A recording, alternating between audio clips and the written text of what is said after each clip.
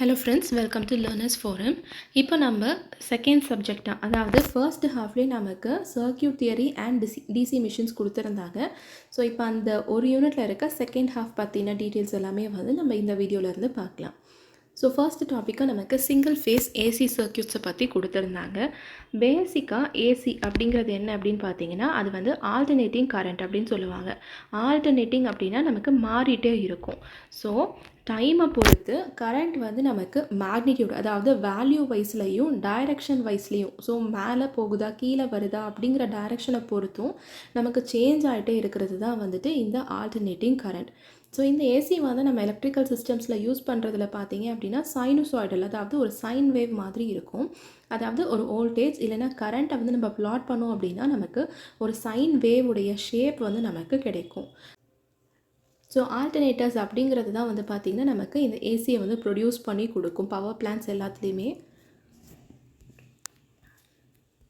So இந்த ஏசியில் இருக்கிற பேசிக் டேர்ம்ஸ் எல்லாம் பார்க்கலாம். ஏன்னா இந்த டேர்ம்ஸ் எல்லாத்தையும் பேஸ் பண்ணி தான் இதுக்கு மேலே எல்லா பேராமீட்டர்ஸையுமே வந்துட்டு டிரைவ் பண்ணியிருப்பாங்க.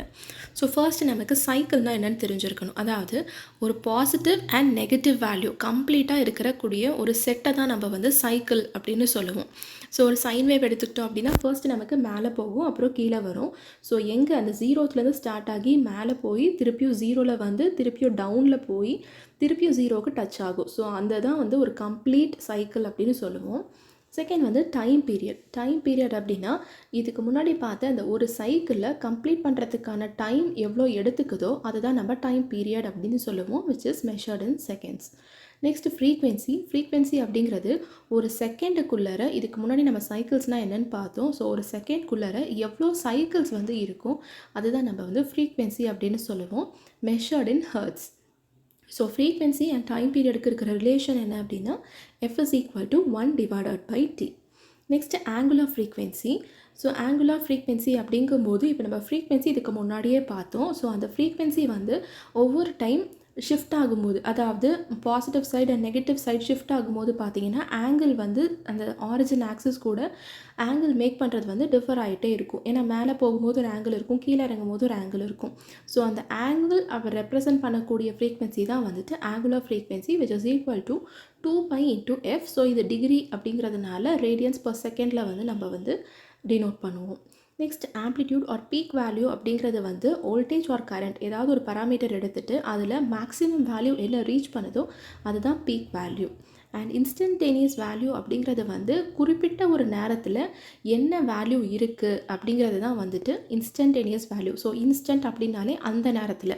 ஸோ இதனுடைய வேல்யூ பார்த்தீங்கன்னா Vm × sin ωt + π. So magnitude வைஸாகவும் நமக்கு தெரிஞ்சிருக்கும், ஆங்கிள் வைஸாகவும் எப்படி இருக்குது அப்படின்றது அந்த பர்டிகுலர் இன்ஸ்டண்ட்டில் நமக்கு இந்த இதில் தெரியும். Next RMS and average values. RMS அப்படிங்கிறது வந்து root mean square value. So effective value டிசியில் இருக்கிற மாதிரி நமக்கு சேம் ஹீட்டிங்கை வந்து கொடுக்கும். So root mean square in terms of வோல்டேஜில் எடுத்துக்கிட்டோம் அப்படின்னா it is equal to Vm/√2 and I RMS value வந்து it is equal to Im/√2. Half சைக்கிளுக்கு நம்ம கன்சிடர் பண்ணிக்கும் போது average value of V is equal to 2 × Vm. இதுக்கு முன்னாடி தான் நம்ம Vmனா என்னென்னு பார்த்தோம், maximum value divided by π. And current average வந்து it is equal to 2 × Im divided by π. So நிறைய கொஸ்டின் பேப்பர்ஸில் பார்த்தீங்கன்னா நமக்கு maximum value of voltage or கரண்ட்டை கொடுத்துட்டு அதை பேஸ் பண்ணி ஆவரேஜ் வேல்யூ வந்து கேட்குறதுக்கான சான்சஸ் வந்து இருக்கும். Next phase and phase difference. Phase அப்படிங்கிறது வந்துட்டு ஒரு சைக்கிளில் ஒரு பாயிண்டில் என்ன பொசிஷனில் இருக்குது அப்படின்னு சொல்லக்கூடிய ஒரு பராமீட்டர். இன் ஃபேஸ் அப்படின்னா வோல்டேஜ் அண்ட் கரண்ட் ரெண்டுமே வந்துட்டு ஒரே இடத்துல வந்து பீக் ஆகி இருக்கும். ஸோ ஃபேஸ் டிஃப்ரென்ஸ் வந்து 0 டிகிரியில் இருக்கும். ஸோ எந்த விதமான சேஞ்சஸ் இருக்காது. ஆனால் அவுட் ஆஃப் ஃபேஸ் அப்படிங்கும்போது அதனுடைய பீக் வேல்யூ, அதாவது மேக்ஸிமம் வேல்யூ எங்கே இருக்கோ அந்த பாயிண்ட்டை தான் நம்ம பீக் அப்படின்னு சொல்லுவோம். ஸோ அந்த peak value voltage and current ரெண்டுத்துக்குமே வந்து டிஃப்ரெண்ட்டாக இருக்கும். அப்போ நமக்கு ஃபேஸ் டிஃப்ரென்ஸ் வந்து அக்கர் ஆகுதுன்னு அர்த்தம், which is measured in degrees or radians. லீடிங்காக இருக்குது அப்படின்னு என்ன அர்த்தம் அப்படின்னா ஒரே ஒரு வேவ் ஃபார்ம் வந்து நமக்கு பீக் வேல்யூவை சீக்கிரமாக ரீச் பண்ணிருச்சுன்னு அர்த்தம். லேகிங்காக இருந்துச்சுன்னா இந்த பீக் வேல்யூவை ரீச் பண்ணுறதுக்கு லேட்டாக இருக்குன்னு அர்த்தம். ஸோ டிஃப்ரெண்ட் லோட் கண்டிஷன்ஸில் ஏசி வேல்யூவை பற்றி நம்ம இப்போ பார்க்கலாம். பியோர் ரெசிஸ்டர் எடுத்துக்கும் போது வோல்டேஜ் அண்ட் கரண்ட் நமக்கு ஃபேஸ்லேயே இருக்கும். இன் ஃபேஸ் கண்டிஷனில் I is equal to V by R and power is equal to V into I or I square R or V square by R அப்படின்னு நமக்கு நார்மலாக கிடைக்கும். பியோர் கண்டக்டராக இருக்கும்போது கரண்ட் வந்து வோல்டேஜை 90 டிகிரியால் லேக் பண்ணும், அதாவது பின்தங்கி இருக்கும். So inductive reactance XL value நமக்கு என்ன கிடைக்கும்னு பார்த்தீங்கன்னா 2πf into L அப்படின்னு கிடைக்கும். And I is equal to V divided by XL. XL அப்படிங்கிறது வந்து இண்டக்டிவ் ரேடியன்ஸ் அப்படின்னு சொல்லுவோம், அதாவது இண்டக்டிவ் ரியாக்டன்ஸ் அப்படின்னு சொல்லுவோம். நெக்ஸ்ட் பியோர் கெப்பாசிட்டர் கண்டிஷனில் கரண்ட் வந்து வோல்டேஜை 90 டிகிரியால் நமக்கு லீட் பண்ணியிருக்கும், அதாவது முன்னிக்கும். So capacitive reactance XC is equal to 1 divided by 2πfc. So இந்த ரிலேஷன் நமக்கு நல்லா தெரிஞ்சிருக்கணும். எப்போவுமே கெப்பாசிட்டிவ் அப்படிங்கும் போது நமக்கு டிவைடட் ஃபார்மில் இருக்கும், இண்டக்டன்ஸில் மல்டிப்ளைட் ஃபார்மில் இருக்கும். So I is equal to V divided by XC அப்படின்னு நமக்கு கிடைக்கும். ஸோ இப்போ RL, RC, RLC லோட் கண்டிஷனில் பார்த்தீங்க அப்படின்னா இம்பீடன்ஸ் வேல்யூ டோட்டலாக Z is equal to square root of R square plus XL minus XC square அப்படின்னு கிடைக்கும். ஸோ எந்த வேல்யூ இருக்கும், அதாவது இப்போது RL சர்க்கியூட் அப்படின்னா நமக்கு வெறும் XL மட்டும் இருக்கும், R square plus XL square அப்படின்னு. RC அப்படிங்கிற கண்டிஷனில் XC இருக்கும், RLC அப்படிங்கும் போது இது மூணுமே நமக்கு இருக்கும். ஸோ இதில் பவர் ஃபேக்டர் வந்து cos pi is equal to R by Z, P is equal to V into I into cos pi அப்படின்னு நமக்கு கிடைக்கும். ஸோ இதுக்கான ஒரு எக்ஸாம்பிள் நம்ம பார்க்கலாம். 230 volt 50 Hz AC supply feeds a 10 ohm resistor. Find the current and power. So நமக்கு தேவையான voltage கொடுத்துட்டாங்க, ஃப்ரீக்வன்சி இருக்குது அண்ட் ஆர் வேல்யூ கொடுத்துருக்காங்க. இதில் வந்து கரண்ட் அண்ட் பவர் வந்து நம்ம கேல்குலேட் பண்ணணும், which is a direct formula question. ஸோ சிங்கிள் ஃபேஸை பேஸ் பண்ண ப்ரீவியஸ் இயர் கொஸ்டின் சால்வ் பண்ணலாம். ஃபர்ஸ்ட்டு வந்து in a purely resistive AC circuit the current is, so lead ஆகுதா லேக் ஆகுதா அப்படின்றத பேஸ் பண்ணி கேட்டிருக்காங்க. நெக்ஸ்ட் கொஸ்டின் பியூர் கெப்பாசிட்டிவ் சர்க்கியூட்டில் கரண்ட் வந்து எப்படி இருக்குது அப்படின்னு கேட்டிருக்காங்க. நெக்ஸ்ட் இப்போ நம்ம 3 ஃபேஸ் ஏசி சர்க்கியூட்ஸை பற்றி பார்க்கலாம். ஸோ இதுக்கு முன்னாடி சிங்கிள் ஃபேஸ் பார்த்தோம். 3 ஃபேஸ் அப்படிங்கும்போது இங்கே நமக்கு 3 விதமான வோல்டேஜஸ் இருக்கும். அந்த 3 வோல்டேஜஸுக்குமே மேக்னிடியூட் வைஸில் நமக்கு ஒரே வேல்யூ இருக்கும், ஃப்ரீக்வன்சியும் ஒரே மாதிரி இருக்கும். ஆனால் 120 டிகிரியில் பார்த்தீங்க அப்படின்னா ஃபேஸ் வேல்யூவில் நமக்கு ஷிஃப்ட் ஆகிருக்கும். ஸோ இந்த பர்டிகுலர் வேல்யூ வந்து it is generated by a 3 phase alternator. So இது வந்து சிங்கிள் ஃபேஸை விட ரொம்ப எஃபிஷியண்ட்டாக இருக்கும். ஸோ என்னென்ன அட்வான்டேஜஸ் சிங்கிள் ஃபேஸை விட இருக்குது அப்படிங்கிறத பார்த்தோம் அப்படின்னா கான்ஸ்டன்ட் பவர் ட்ரான்ஸ்ஃபர் இருக்கும் அண்ட் ஸ்மூத்தர் மிஷின் ஆப்ரேஷன் வந்து அதனால் நமக்கு நடக்கும். செகண்ட் வந்து lower conductor material for same power. Third வந்து ஸ்டார்ட் பண்ணுறதுக்கு ஈஸி அண்ட் 3 ஃபேஸ் மோட்டார்ஸ் எல்லாத்தையும் ரன் பண்ணுறதுக்கு ரொம்ப ஈஸியாக இருக்கும் அண்ட் டிரான்ஸ்மிஷனில் ஹையர் எஃபிஷியன்சி இருக்கும். ஸோ இதில் கனெக்ஷனில் என்னென்ன டைப்ஸ் இருக்குதுன்னு பார்க்கலாம். ஃபர்ஸ்ட் வந்து ஸ்டார் கனெக்ஷன். ஸோ ஒரு எண்ட், அதாவது வைண்டிங்கோட ஒரு எண்ட் வந்து பார்த்தீங்க அப்படின்னா காமனாக ஒரு நியூட்ரல் பாயிண்ட்டுக்கு நம்ம கனெக்ட் பண்ணிப்போம். ஸோ இதுக்கு முன்னாடி நம்ம ஸ்டார் டெல்டா கனெக்ஷன் எல்லாமே பார்த்துருப்போம். அதில் எப்படி 3 ரெசிஸ்டர்ஸ் வந்து நமக்கு ஒரே நியூட்ரல் பாயிண்டில் இருக்குமோ அந்த மாதிரி இங்கே ஒவ்வொரு வைண்டிங்கோட எண்டையும் எடுத்து ஒரு காமன் பாயிண்ட்டுக்கு நம்ம கனெக்ட் பண்ணிப்போம். இந்த கண்டிஷனில் line voltage value VL is equal to √3 into phase voltage PPH அப்படின்னு கிடைக்கும். அண்ட் லைன் கரண்ட் வந்து IL is equal to phase current அப்படின்னு நமக்கு கிடைக்கும். டெல்டா கனெக்ஷனில் எடுத்துக்கிட்டோம் அப்படின்னா இப்போ நம்ம ஒவ்வொரு வைண்டிங்கோட எண்டை எடுத்து ஒரு க்ளோஸ்டு லூப்பாக நம்ம ஃபார்ம் பண்ணுவோம். ஸோ இப்போ எப்படி இந்த ட்ரையாங்கிள் ஷேப் கிடைக்குதோ அதே மாதிரி நமக்கு கிடைக்கும். இந்த கண்டிஷனில் லைன் வோல்டேஜும் ஃபேஸ் வோல்டேஜும் ஈக்குவலாக இருக்கும். ஆனால் லைன் கரண்ட்டோட வேல்யூ என்ன கிடைக்கும் அப்படின்னா √3 into phase current அப்படின்னு நமக்கு கிடைக்கும். நெக்ஸ்ட் இந்த 3 ஃபேஸ் சிஸ்டமில் இருக்கக்கூடிய பவர் வேல்யூஸ்லாம் என்ன அப்படிங்கிறத பார்க்கலாம். ஃபர்ஸ்ட் வந்து active power P is equal to √3 VL IL cos pi. So L அப்படிங்கிறது வந்துட்டு line current, line voltage. Reactive power Q அப்படிங்கிறது பார்த்தீங்கன்னா it is equal to again √3 VL into IL into sin pi அப்படின்னு நமக்கு கிடைக்கும். இதுதான் active பவருக்கும் reactive பவருக்கும் இருக்கிற difference.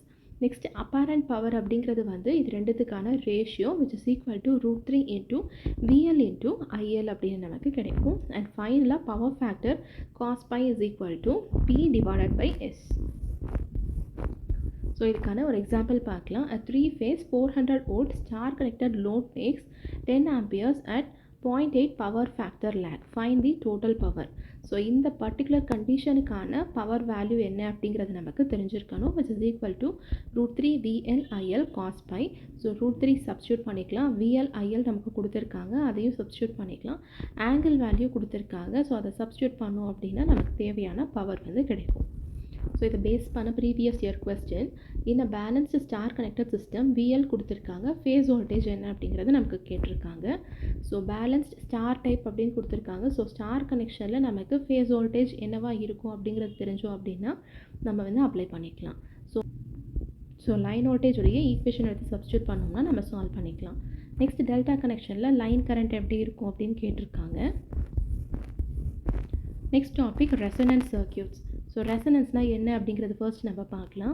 ஒரு ஏசி சர்க்யூட்டில் இருக்கக்கூடிய ஸ்பெஷல் கண்டிஷன் தான் இந்த ரெசனன்ஸ். அதாவது இண்டக்டிவ் ரியாக்டன்ஸ், கெப்பாசிட்டிவ் ரியாக்டன்ஸ் எல்லாமே இதுக்கு முன்னாடி நம்ம தனியாக பார்த்தோம். அந்த ரெண்டு வேல்யூமே ஈக்குவலாக இருக்கிற கண்டிஷனில் தான் நமக்கு வந்து ரெசனன்ஸ் வந்து க்ரியேட் ஆகும். ஸோ இந்த XL XC ரெண்டுமே ஈக்குவலாக இருக்கும்போது இண்டக்டன்ஸ் அண்ட் கெப்பாசிட்டன்ஸோடைய எஃபெக்ட் ரெண்டுமே பார்த்தீங்க அப்படின்னா கேன்சல் ஆயிரும். அதனால் இது ரெண்டுமே ஈக்குவலாக இருக்கும். அந்த கண்டிஷனில் டோட்டல் இம்பிடன்ஸ் வேல்யூ பார்த்தீங்க அப்படின்னா இதையும் நம்ம இதுக்கு முன்னாடி வந்து ஒரு ஈக்குவேஷனாக எழுதியிருந்தோம். அதில் இந்த XL is equal to XC apply பண்ணும்போது நமக்கு கம்ப்ளீட்டாக வெறும் R² அப்படின்னு கிடைக்கும். So Z is equal to R அப்படின்னு நமக்கு கிடைக்கும். ஸோ அந்த கண்டிஷனில் கரண்ட் வந்து நமக்கு கொடுத்துருக்க வோல்டேஜுக்கு ரொம்ப மேக்ஸிமமாக நமக்கு கிடைக்கும். ஸோ ரெசனன்ஸ்க்கான கண்டிஷன் என்னென்னு பார்த்தீங்க அப்படின்னா XL is equal to XC அப்படிங்கிறது தான். So XL value XC value substitute பண்ணிவிட்டு நம்ம சால்வ் பண்ணோம் அப்படின்னா நமக்கு தேவையான ரெசனன்ட் ஃப்ரீக்வன்சி வந்து கிடைக்கும். ஸோ ஏன் இந்த ரெசனன்ஸ் வந்து அக்கர் ஆகுது அப்படின்னா இண்டக்டர்ஸ் வந்து எப்போவுமே சேஞ்ச் இன் கரண்ட், அதாவது கரண்ட்டில் இருக்கக்கூடிய சேஞ்சஸை எல்லாத்தையுமே எப்படி அப்போஸ் பண்ணும் அப்படின்னா மேக்னெட்டிக் ஃபீல்டாக நமக்கு எனர்ஜியை ஸ்டோர் பண்ணி வச்சுக்கும். அப்போ நமக்கு XL வந்து என்ன பண்ணும், கரண்ட்டை வந்து லேக் பண்ண வச்சிடும். அண்ட் அதே மாதிரி கெப்பாசிட்டர்ஸ் என்ன பண்ணும் அப்படின்னா வோல்டேஜில் இருக்க சேஞ்சஸை அப்போஸ் பண்ணுறதுக்கு எலக்ட்ரிக் ஃபீல்டில் வந்து எனர்ஜியை ஸ்டோர் பண்ணி வச்சுக்கும். ஸோ கரண்ட் வந்து இங்கே நமக்கு லீட் ஆகும். ஸோ ஒரு பர்டிகுலர் ஃப்ரீக்வன்சியில் பார்த்தீங்க அப்படின்னா இது ரெண்டுமே வந்து கேன்சல் ஆயிரும். அப்போ அதனால் டோட்டல் ரியாக்டன்ஸே நமக்கு வந்து இருக்காது, வெறும் ரெசிஸ்டன்ஸ் மட்டும்தான் இருக்கும். அதுதான் நம்ம ரெசனன்ஸ் அப்படின்னு சொல்லுவோம். ஸோ ரெசனன்ட் ஃப்ரீக்வன்சிக்கான equation, so XL is equal to XC அப்படிங்கிற கண்டிஷனில் XL XC வேல்யூஸை சப்ஸ்டியூட் பண்ணோம் அப்படின்னா நமக்கு 2πfL is equal to 1 divided by 2πfC அப்படின்னு நமக்கு கிடைக்கும். ஸோ இதில் F மட்டும் நம்ம ஒரு பக்கம் வச்சுட்டு மீதி எல்லாத்தையும் வந்து நம்ம சிம்பிளிஃபை பண்ணோம் அப்படின்னா 1/2π into √LC அப்படின்னு கிடைக்கும். இதுதான் ரெசனன்ட் ஃப்ரீக்வன்சிக்கான ஈக்குவேஷன். அகெயின் இது ரொம்ப ரொம்ப important. So types of resonance சர்க்யூட்ஸில் பார்க்கலாம். ஃபர்ஸ்ட்டு வந்து சீரிஸ் ரெசனன்ஸ் சர்க்யூட். இதில் RLC எல்லாமே வந்து சீரிஸ், அதாவது ஒன்றுத்துடைய அவுட்புட்டை வந்து இன்னொருத்துக்கு இன்புட் அந்த மாதிரி, அதாவது ஒரு எண்டுடைய ஃபினிஷிங் வந்து இன்னொரு எண்டோடைய ஸ்டார்டிங்காக இருக்கிற மாதிரி நம்ம வந்து கனெக்ட் பண்ணிக்கணும். ஸோ ரெசனன்ஸ் கண்டிஷனில் XL is equal to XC அப்படிங்கிறதுனால impedance is equal to resistance அப்படின்னு கிடைக்கும், which is nothing but minimum impedance. ஆனால் கரண்ட் நமக்கு இங்கே மேக்ஸிமமாக கிடைக்கும். பவர் ஃபேக்டர் வந்து இங்கே 1 அப்படின்னு கிடைக்கும், which is purely resistor. Resonance கண்டிஷனில் கரண்ட் என்ன கிடைக்கும் அப்படின்னா I is equal to V/R. And voltage across the inductor is I into XL. So XL value substitute பண்ணோம் அப்படின்னா I into 2πfL அப்படின்னு கிடைக்கும். And across the capacitor I into XC. XC value வந்து 1 divided by 2πfC. So அது மட்டும் நம்ம நல்லா ஞாபகம் வச்சுக்கணும். VL and VC வந்து பார்த்தீங்க அப்படின்னா it can be much greater than the supply voltage. எதனாலனா because of voltage magnification. Second type parallel resonance circuit, which is nothing but a tank circuit. So இதில் நமக்கு L and C, அதாவது inductor and capacitor பேரலில் connect ஆகிருக்கும். And resistance வந்து பார்த்தீங்க அப்படின்னா இன் series with இண்டக்டராக நமக்கு கிடைக்கும். ரெசனன்ஸ் கண்டிஷனில் சர்க்யூட்டுடைய இம்பிடன்ஸ் ரொம்ப மேக்ஸிமமாக இருக்கிறதுனால கரண்ட் வந்து நமக்கு ரொம்ப இங்கே மினிமமாக இருக்கும். அண்ட் அதே மாதிரி across inductor and capacitor voltage வந்து நமக்கு ரொம்ப ஹையாக கிடைக்கும். அதனால் இது வந்து நம்ம பார்த்தீங்கன்னா ரேடியோ டியூனர்ஸில் வந்து ஃப்ரீக்வன்சி செலக்ட் பண்ணுறதுக்கு யூஸ் பண்ணுவோம். நெக்ஸ்ட் ரொம்ப இம்பார்ட்டண்ட்டான ஒரு parameter quality factor. So the Q factor measures the sharpness or selectivity of resonance. So ரெசனன்ஸில் இருக்கக்கூடிய ஷார்ப்னஸை மெஷர் பண்ணுற பேராமீட்டர் தான் இந்த குவாலிட்டி ஃபேக்டர். சீரிஸ் ரெசனன்ஸ் கண்டிஷனில் Q is equal to XL at resonance divided by R. So 2πfL/R அப்படின்னு நமக்கு கிடைக்கும். parallel resonance கண்டிஷனில் R divided by XL அப்படின்னு கிடைக்கும். So R divided by 2πfL. So higher the value of Q, எவ்வளோக்கு எவ்வளோ நமக்கு குவாலிட்டி ஃபேக்டர் வந்து அதிகமாக இருக்கும், அதனால் நமக்கு டியூனிங் வந்து ரொம்ப ஷார்ப்பராக கிடைக்குதுன்னு அர்த்தம். பேண்ட்வித் ரொம்ப நேரோவாக கிடைக்கும். பெட்டராக நம்மளால் ஃப்ரீக்வென்சி வந்து செலக்ட் பண்ண முடியும். நெக்ஸ்ட் பேராமீட்டர் பேண்ட்வித் அப்படிங்கிறது வந்து it is equal to range between lower cutoff frequency and upper cutoff frequency. So F2 minus F1 அப்படின்னு நமக்கு கிடைக்கும். ஸோ அந்த கண்டிஷனில் கரண்ட் ஆர் வோல்டேஜ் வந்து பார்த்தீங்க அப்படின்னா அட்லீஸ்ட் 70.7% ஆஃப் மேக்ஸிமம் வேல்யூவில் நமக்கு இருக்கும். ஸோ Q ஃபேக்டரோட ரிலேட் பண்ணும்போது Q is equal to FR divided by bandwidth அப்படின்னு நம்ம எழுதலாம். ஸோ இதை பேஸ் பண்ணி கொஸ்டின்ஸ் வந்து கேட்டிருக்காங்க. எதர் உங்களுக்கு ஏதாவது ஒரு 2 வேல்யூஸ், அதாவது ரெசனன்ட் ஃப்ரீக்வன்சி அண்ட் குவாலிட்டி ஃபேக்டரை கொடுத்துட்டு பேண்ட்வித் கேட்குறதுக்கான சான்சஸ் வந்து இருக்கும். ஸோ FR அப்படிங்கிறது வந்து ரெசனன்ட் ஃப்ரீக்வன்சி. ஸோ இந்த ரெசனன்ஸ் கண்டிஷனில் பவர் வேல்யூ எடுத்துக்கிட்டோம் அப்படின்னா பவர் ஃபேக்டர் வந்து it is equal to 1 and power is equal to V into I which is equal to V square by R.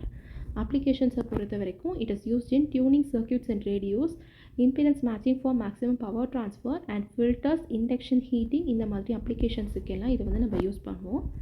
So இதுக்கான ஒரு step by step solve பண்ண ஒரு example பார்க்கலாம். RLC series circuit has R value, L value, C value கொடுத்துருக்காங்க. இதுலேருந்து நம்ம resonant frequency FR calculate பண்ணணும். Current at resonance அந்த கண்டிஷனில் V வேல்யூ கொடுத்துருக்காங்க. குவாலிட்டி ஃபேக்டர் கேல்குலேட் பண்ணணும். So resonant frequency is equal to 1/2π into root of LC.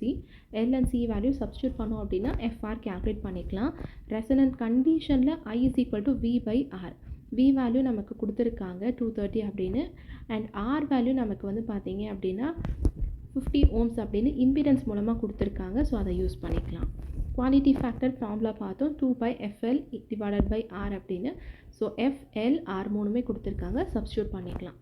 So இதில் பார்த்தீங்கன்னா ஃபைனல் ஆன்சர் 0.25 அப்படின்னு கிடச்சிருக்கு. ஸோ கம்மியான வேல்யூ இருந்துச்சு அப்படின்னா நமக்கு ப்ராடர் ரெசனன்ஸ் வந்து கிடைக்குதுன்னு அர்த்தம். So previous year questions.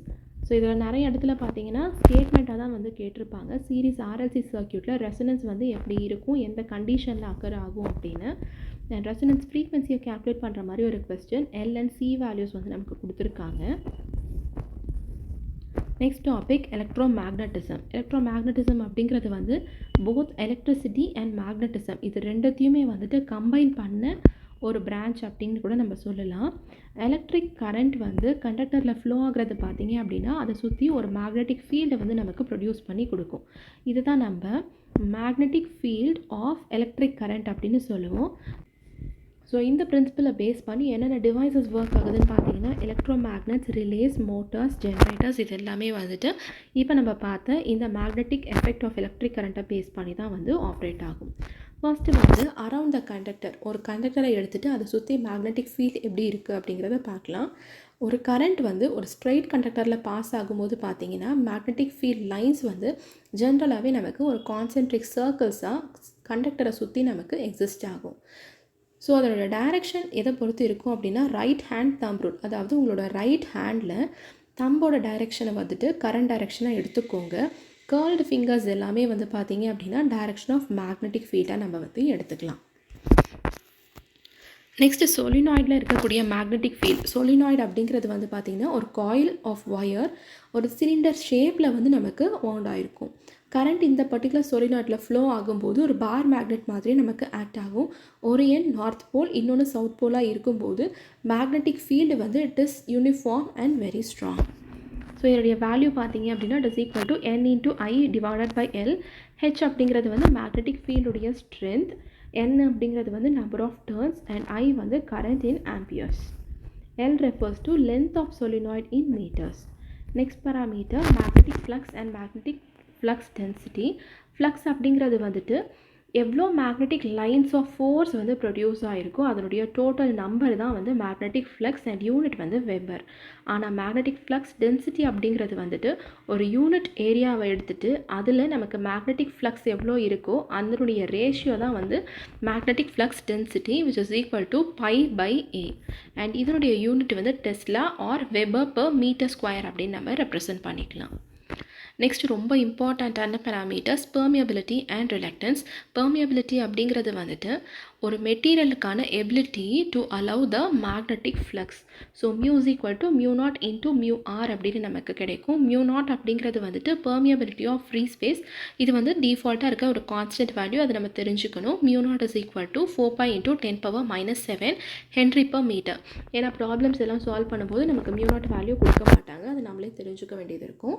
Next mu R அப்படிங்கிறது வந்துட்டு relative permeability which is material depend.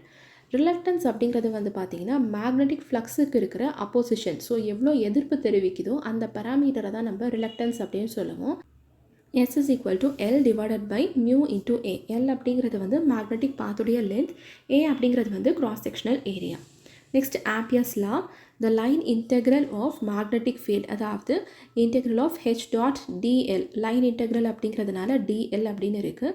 Around closed path அப்படிங்கிறதுனால தான் அந்த இன்டகிரேஷன் சிம்பிளுக்கு மேலே நம்ம ஒரு சர்க்கிள் போட்டிருக்கோம், which is equal to total current enclosed, which is nothing but I, and எவ்வளோ டேர்ம்ஸ் இருக்குது அப்படிங்கிறதுனால நமக்கு கேபிட்டல் N வந்து இதில் இருக்கும். நெக்ஸ்ட் ஃபோர்ஸ் ஆன கரண்ட் கேரியிங் கண்டக்டர் இன் அ மேக்னெட்டிக் ஃபீல்ட். இது ரொம்ப இம்பார்ட்டன்ட்.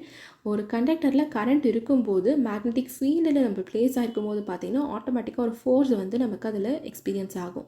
ஸோ அந்த ஃபோர்ஸ் வந்து it is equal to B into I into L into sine theta. So BIL sine theta அப்படிங்கிறது ரொம்ப ரொம்ப இம்பார்ட்டண்ட்டான ஒரு ஃபோர்ஸுடைய ஈக்குவேஷன். B அப்படிங்கிறது magnetic flux density, I current, L length of conductor, theta is representing the angle between conductor and field. So இதுக்கு முன்னாடி Fleming's left hand rule, அதாவது ரைட் ஹேண்ட் ரூல் பற்றி பார்த்தோம். இப்போ நம்ம லெஃப்ட் ஹேண்ட் ரூல் பற்றி பார்க்கலாம். ஸோ எதுக்காக இந்த லெஃப்ட் ஹேண்ட் ரூல் யூஸ் பண்ணுறோம் அப்படின்னா, to find the direction of force on current carrying conductor. First finger, அதாவது உங்களோட லெஃப்ட் ஹேண்டில் ஃபர்ஸ்ட் ஃபிங்கரை நம்ம மேக்னெட்டிக் ஃபீல்டுடைய டைரக்ஷனாக எடுத்துகிட்டு செகண்ட் ஃபிங்கர் கரண்ட்டாக எடுத்துக்கிட்டோம் அப்படின்னா தம்புடைய டைரக்ஷன் வந்து it represents the force direction. Next electromagnetic induction. So magnetic flux conductor கூட link ஆகிறது வந்து சேஞ்ச் ஆகும்போது பார்த்தீங்க அப்படின்னா ஒரு இஎம்எஃப் வந்து இன்டியூஸ்ட் ஆயிரும். ஸோ இது வந்து ஃபாரடேஸ் லாவை டிபெண்ட் பண்ணி இருக்கும். So induced EMF is equal to -N into dπ/dt. So இந்த நெகட்டிவ் சைன் எதுக்கு கொடுக்குறோம் அப்படின்னா நம்ம ஃப்ளக்ஸுக்கான சேஞ்சுக்கான அப்போசிஷனை வந்து ரெப்ரசன்ட் பண்ணுறதுக்காக தான் இங்கே நெகட்டிவ் சைனை நம்ம யூஸ் பண்ணுறோம். Next inductance. இண்டக்டன்ஸ் அப்படிங்கிறது வந்து property of coil to oppose the change in current. So இதில் நமக்கு செல்ஃப் இண்டக்டன்ஸ், மியூச்சுவல் இண்டக்டன்ஸ் அப்படின்னு ரெண்டு இருக்குது. Self inductance value is equal to N into phi divided by I, unit வந்து henry. Mutual inductance அப்படிங்கும்போது ஒரு கண்டக்டரில் இருக்கிற, அதாவது ஒரு காயிலில் இருக்க கரண்ட் சேஞ்ச் ஆகும்போது இன்னொரு காயிலில் நமக்கு இஎம்எஃப் இன்டியூஸ் ஆகும். ஸோ அதுதான் நம்ம mutual inductance represented by capital M அப்படின்னு சொல்லுவோம். ஸோ ஜென்ரலாக ஒரு மேக்னெட்டிக் ஃபீல்டில் ஸ்டோர் ஆகிருக்க எனர்ஜி வேல்யூ வந்து it is equal to 1/2 into L into I². So 1/2க்கு பதிலாக நம்ம 0.5 அப்படின்னு எடுத்துக்கலாம். L அப்படிங்கிறது வந்து இண்டக்டன்ஸ் வேல்யூ, I அப்படின்றது கரண்ட். ஸோ எலக்ட்ரோமேக்னட்டிசம் உடைய அப்ளிகேஷன்ஸ் என்ன அப்படின்னா electric motors, transformers, relays and contractors, lifting magnets, induction heating, இது எல்லாமே. அண்ட் இது பேஸ் பண்ண ஒரு எக்ஸாம்பிள் பார்க்கலாம். solenoid has 1000 turns. So N is equal to 1000 கொடுத்துருக்காங்க, லென்த் கொடுத்துருக்காங்க, கரண்ட் வேல்யூ கொடுத்துருக்காங்க. இதிலேருந்து நம்ம தேவையான ஹெச் வேல்யூவை வந்து கேல்குலேட் பண்ணணும். So H is equal to N into I divided by L அப்படின்னு பார்த்தோம். வேல்யூஸை சப்ஸ்டியூட் பண்ணோம் அப்படின்னா நமக்கு தேவையான ஆன்சர் கிடைக்கும். ஸோ இதை பேஸ் பண்ண previous year questions. The magnetic field strength inside a solenoid is directly proportional to. So இதுக்கு முன்னாடி பார்த்தா இந்த ஃபார்முலாவை பேஸ் பண்ண ஒரு ஸ்டேட்மெண்ட் கொஸ்டின். யூனிட் வந்து கேட்குறதுக்கான சான்சஸ் இருக்குது. ஸோ ஒவ்வொரு பராமீட்டரும் அதனுடைய யூனிட்டோட அதுக்காக தான் நான் மென்ஷன் பண்ணி கொடுத்துருக்கேன். மேக்னெட்டிக் ஃப்ளக்ஸ் டென்சிட்டியுடைய யூனிட் என்னன்னு கேட்டிருக்காங்க. Next DC generator. So DC generator அப்படிங்கிறது வந்து பார்த்திங்கன்னா ஒரு மிஷின், அதில் நமக்கு மெக்கானிக்கல் எனர்ஜி வந்து எலக்ட்ரிக்கல் எனர்ஜியாக கன்வெர்ட் ஆகும். ஸோ இதில் ஒர்க் ஆகிற பிரின்சிபல் என்ன அப்படின்னா எலக்ட்ரோமேக்னெட்டிக் இண்டக்ஷன். அதாவது ஒரு கண்டக்டர் வந்து மேக்னெட்டிக் ஃப்ளக்ஸை கட் பண்ணும்போது நமக்கு இஎம்எஃப் வந்து இன்டியூஸ் ஆகும் அப்படிங்கிறது தான், which is based on Faraday's law of electromagnetic induction. So induced EMF என்ன அப்படிங்கிறது இதுக்கு முன்னாடி தான் நம்ம Faraday's lawவில் பார்த்தோம், -N இன்டூ dπ/dt அப்படின்னு. டிசி ஜென்ரேட்டரில் ஆர்மேச்சருடைய கண்டக்டர்ஸ் பார்த்தீங்க அப்படின்னா மேக்னெட்டிக் ஃபீல்டில் வந்து ரொட்டேட் ஆகும். அப்போ நமக்கு மேக்னெட்டிக் ஃப்ளக்ஸை கட் பண்ணி ஒரு இஎம்எஃப் வந்து ப்ரொடியூஸ் பண்ணி கொடுக்கும். கம்யூட்டேட்டர் என்ன பண்ணும் அப்படின்னா இந்த ஆல்டர்னேட்டிங் இஎம்எஃப்பை வந்து it converts to DC output. So இதோடைய கன்ஸ்ட்ரக்ஷன் பார்க்கலாம். First main parts. ஃபர்ஸ்ட் வந்து யோக் அப்படிங்கிறது வந்து அவுட்டர் ஃப்ரேம். ஸோ வெளியில் இருக்கக்கூடிய ஃப்ரேம் இதில் தான் நமக்கு தேவையான ஒரு மெக்கானிக்கல் சப்போர்ட்டும் மேக்னெட்டிக் பாத்தும் வந்து கிடைக்கும், which is made of cast steel or rolled steel. Second வந்து pole core or pole shoe. Pole கோரில் தான் நமக்கு இந்த ஃபீல்டு வைண்டிங்ஸ் எல்லாமே வந்து கேரி ஆகும். இது நமக்கு தேவையான மேக்னெட்டிக் ஃப்ளக்ஸை வந்து ஆர்மேச்சர் சர்ஃபேஸில் வந்து ஸ்ப்ரெட் பண்ணி கொடுக்கும். தேர்ட் வந்து ஃபீல்டு வைண்டிங்.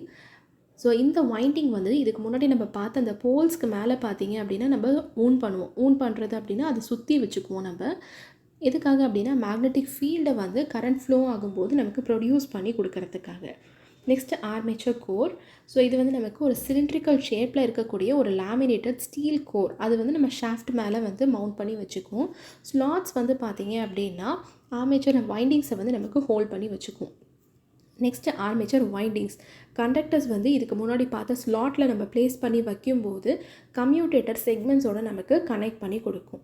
கம்யூட்டேட்டர் அப்படிங்கிறது வந்து இதுக்கு முன்னாடி தான் நம்ம பார்த்தோம். கன்வெர்ட்டட் ஏசியை வந்து நமக்கு டிசி அவுட்புட்டாக கன்வெர்ட் பண்ணி கொடுக்கும். லாஸ்ட் வந்து ப்ரஷஸ். ஸோ இந்த ப்ரஷஸ் வந்து கம்யூட்டேட்டருக்கு மேலே இருக்கும். அது என்ன பண்ணும் அப்படின்னா லோடுக்கு நம்ம கலெக்ட் பண்ணியிருக்க கரண்ட்டை வந்து ஜஸ்ட் நமக்கு பாஸ் பண்ணி கொடுக்கும். ஸோ இந்த டிசி ஜென்ரேட்டர்ஸில் இருக்க டைப்ஸ் என்னெல்லாம் பார்க்கலாம். ஃபர்ஸ்ட் வந்து எக்ஸைட்டேஷனை பேஸ் பண்ண types. Separately excited DC generator, அதாவது அதை ஸ்டார்ட் பண்ண வைக்கிறதுக்கு செப்பரேட்டாக நமக்கு வந்து ஒரு சோர்ஸை வந்து நம்ம கொடுக்கணும். ஸோ அந்த மாதிரி கொடுத்தோம் அப்படின்னா அதை நம்ம செப்பரேட்லி எக்ஸைட்டட் டிசி ஜென்ரேட்டர் அப்படின்னு சொல்லுவோம். ஸோ இங்கே வந்து பார்த்தீங்க அப்படின்னா ஒரு இண்டிபெண்டன்ட் டிசி சோர்ஸை வந்து நம்ம ஃபீல்டு வைண்டிங்க்கு சப்ளை பண்ணுவோம். செல்ஃப் எக்ஸைட்டட் அப்படின்னா ஜென்ரேட்டர் வந்து பார்த்தீங்க அப்படின்னா அதனுடைய அவுட்புட்டை வச்சு ஃபீல்டு வைண்டிங் வந்து நமக்கு சப்ளை பண்ணி கொடுத்துக்கும். ஸோ இதில் இருக்கக்கூடிய ஃபர்தர் டைப்ஸ் வந்து series generator, shunt generator and compound generator. Series டைப்பில் பார்த்தீங்கன்னா ஃபீல்டு வைண்டிங் வந்து ஆர்மேச்சர் கூட சீரீஸில் இருக்கும். அதுவே பேரலில் கனெக்ட் ஆகிருந்துச்சுன்னா அது வந்து ஷண்ட் ஜென்ரேட்டர் அப்படின்னு சொல்லுவோம். So series and shunt windings ரெண்டுமே இருக்கிறத வந்து நம்ம காம்பவுண்ட் ஜென்ரேட்டர் அப்படின்னு சொல்லுவோம். அதில் ஃபர்தராக நமக்கு long shunt connection and short shunt connection எல்லாமே இருக்குது. ஸோ இந்த டிசி ஜென்ரேட்டருடைய இஎம்எஃப் ஈக்குவேஷன் பார்க்கலாம். ஸோ அதுக்கு தேவையான பேராமீட்டர்ஸ் என்னென்னா flux per pole phi, P represents number of poles, capital N வந்து armature speed, Z வந்து total armature conductors, A வந்து number of parallel path. So total generated EMF வந்து பார்த்தீங்கன்னா it is equal to P into pi into Z into N divided by 60 into A. இது ரொம்ப இம்பார்ட்டண்ட்டான equation. Next characteristic curves of DC generator. First வந்து open circuit characteristics பார்க்கலாம். இந்த particular கேரக்டரிஸ்டிக்ஸுக்கு EG, அதாவது ஜென்ரேட்டர் வோல்டேஜ் வந்து ஃபீல்டு கரண்ட்டுக்கு நம்ம அகெயின்ஸ்டாக ப்ளாட் பண்ணுவோம் நோ லோட் கண்டிஷனில். இன்டர்னல் கேரக்டரிஸ்டிக்ஸ் எடுத்துக்கிட்டோம் அப்படின்னா it is plotted for generator voltage நமக்கு ஒரு ஆக்சஸில் இருக்கும், லோட் கரண்ட் நம்ம இன்னொரு ஆக்சஸில் எடுத்துக்க போகிறோம்.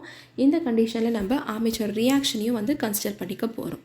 அண்ட் தேர்ட் வந்து எக்ஸ்டர்னல் கேரக்டரிஸ்டிக்ஸ். இப்போ நம்ம டெர்மினல் வோல்டேஜ் அண்ட் லோட் கரண்ட்டை வந்து கன்சிடர் பண்ணிவிட்டு armature reaction and voltage drop in armature ரெண்டுத்தையும் நம்ம கன்சிடர் பண்ணிக்க போகிறோம். ஸோ இப்போ இந்த ஆர்மேச்சர் ரியாக்ஷன்னா என்ன அப்படின்னு பார்க்கலாம்.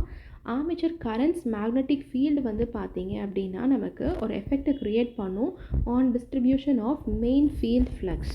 ஸோ அந்த கண்டிஷனில் என்னென்ன எஃபெக்ட்ஸ் இருக்கும் அப்படின்னா ஃப்ளக்ஸ் வந்து டிஸ்டார்ட் ஆகும், ஃப்ளக்ஸ் வந்து வீக்கன் ஆகும். டிஸ்டார்ட் அப்படிங்கும்போது நியூட்ரல் பிளேனில் இருந்து நமக்கு ஷிஃப்ட் ஆயிரும். வீக்கன் அப்படிங்கும்போது ஜென்ரேட்டட் இஎம்எஃப் வந்து நமக்கு ரெடியூஸ் ஆகும்.